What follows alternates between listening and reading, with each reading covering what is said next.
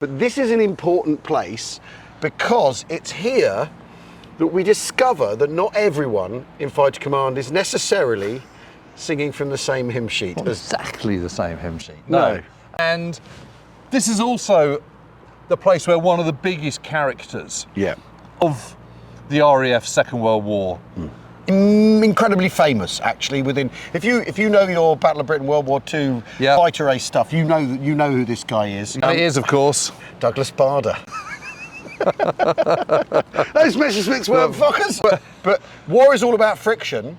As I think Clausewitz said, it's the friction of warfare, but the friction of personalities can be as big a thing as the business of getting planes in. But human input is always enormous, and never more so than in the Battle of Britain and in this sideshow, which of course is the big wing story. So in this episode, that's what we're going to be looking into.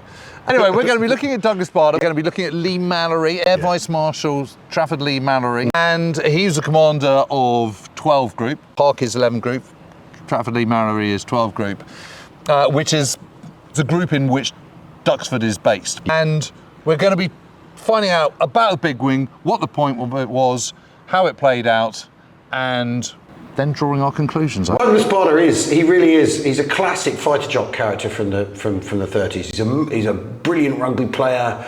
He likes his drink. It's always about pushing and Bader nearly got kicked out of Cranwell, which is the RAF officer training college, for driving his motorbike too far. And this is who this guy is. And so when he loses his legs, he has to start again, rebuild his life, and he says he's never going to use sticks.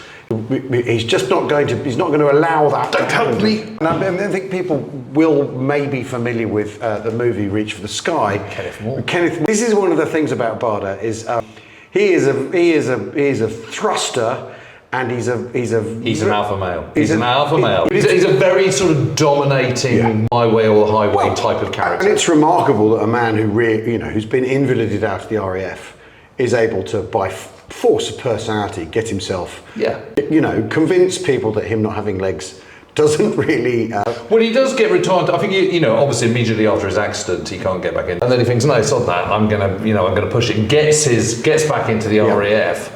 Gets a pretty plum job because he gets given command of 242 Squadron. The Hurricanes are seen as... And he argues, doesn't he, that he can pull more G because he doesn't have legs. Yes, the blood hasn't got so far. So give me the plane that can pull more G, because if anyone can do it, I can. He does do that. He does do sort of very tight turns and unbelievable aerobatics and everything.